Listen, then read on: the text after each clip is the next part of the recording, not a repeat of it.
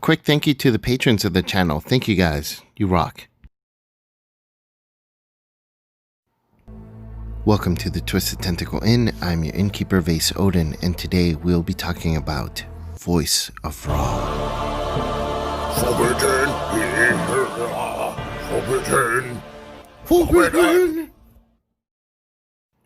Voice of Ra is a zero-cost event from the Jacqueline Fine Investigator Pack. It has one willpower icon and the spell trait, and has text that reads, gain 1 resource, reveal 3 random tokens from the Chaos Bag.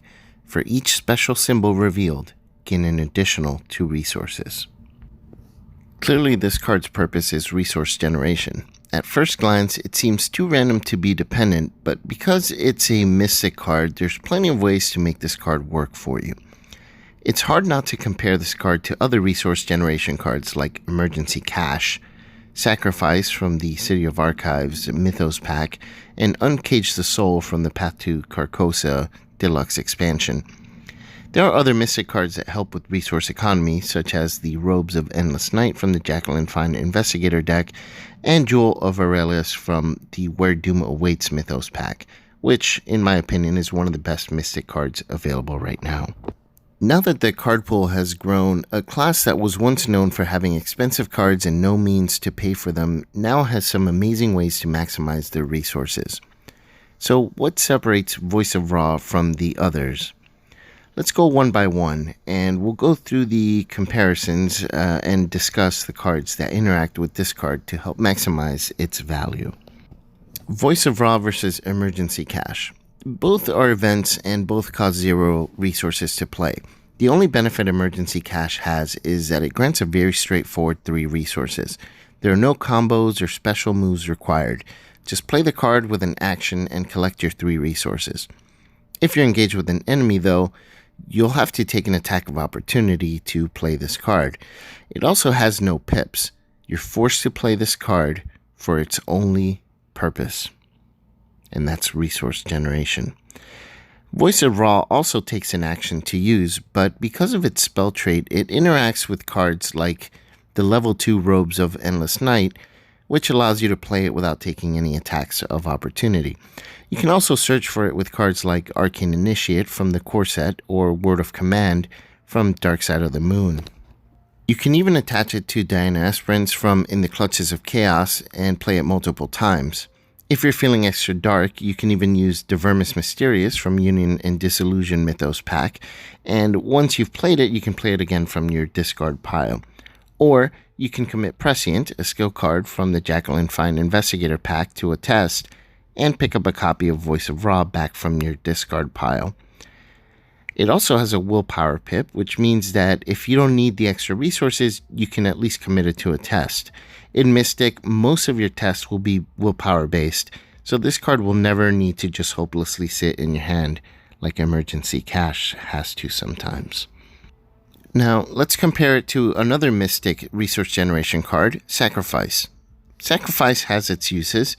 It allows you to draw cards if you don't need the resources.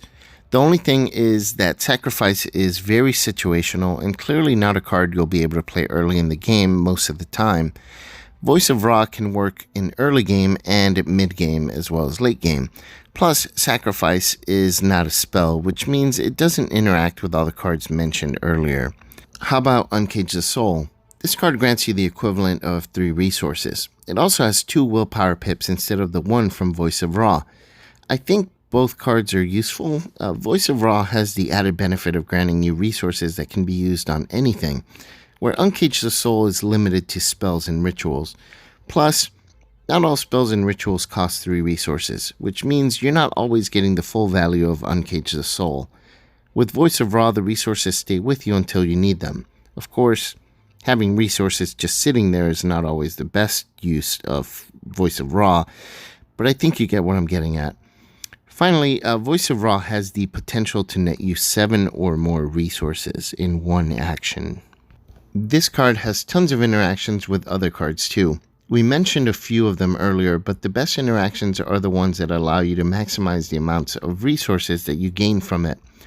For example, Olive Mcbride from the Heart of the Elders Mythos Pack will allow you to draw 2 additional tokens when you play this card, which means that you can potentially gain 9 resources from playing this. Here's how it works. You reveal 3 tokens from playing Voice of Ra. You can use Olive's ability on one of those 3, allowing you to draw 2 extra tokens. You pick 2 of the 3 that you resolve from the one you choose with Olive's ability, and hopefully they're both special tokens. If you happen to draw 4 total special tokens with all the draws that you're getting, you'll gain 9 resources total. I know it's a bit complex, but just know that with Olive Mcbride, you can choose to draw 3 tokens instead of one of the ones that Voice of Ra lets you draw. So with Voice of Ra, you draw 3 tokens. One of them you can set aside and use Olive Mcbride on that one and draw a total of 3 and pick 2 from those. So hopefully I'm clear on that. I know it's a little bit confusing, but that's been the ruling from FFG. Another card that interacts pretty well with this is Dark Prophecy, a 1-cost event from the Forgotten Age Deluxe expansion. This allows you to replace one of the tokens that you drew from Voice of Ra with your choice from 5 total tokens that you draw instead. Best of all, you can use Premonition to know one of the tokens that you'll be drawing before playing the next card, and therefore maximize the resource that you gain from it. You can find Premonition in the Heart of the Elders Mythos pack. So, which cards don't work with Voice of Ra? The Jewel of Aurelius. This card only works when you draw a special token during a skill test, which means that it's not going to work with this. It's still an amazing card, though, and can still give you a lot of resource generation in addition to Voice of Ra. It just doesn't interact with it at all. Eldritch Inspiration from the Circle Undone Mythos pack also doesn't work very well with this card. Eldritch Inspiration only triggers on effects that occur if, when, or after a special token is revealed. Because Voice of Ra's wording says that it triggers for each token that's revealed, then that means that the 2 cards don't really interact at all. Scrying Mirror from the Jacqueline Fine Investigator Pack only works when drawing tokens for skill test, so similar to Jewel of Aurelius, it's not really going to interact with Voice of Ra because that is not considered a skill test. I think that Voice of Ra is one of the most interesting resource generation cards available to Mystics, and I think it has a very cool design that fits well with the themes of Mystic decks. It requires some planning, but it has the potential to grant a ton of resources to pay for your expensive Mystic cards. What are your thoughts on Voice of Ra? Let me know in the comments down below. I do hope you found this video helpful. If you did, be sure to click like and subscribe. This is your innkeeper, Vase Odin, from the Twisted Tentacle Inn. Check in anytime. I'll talk to you then.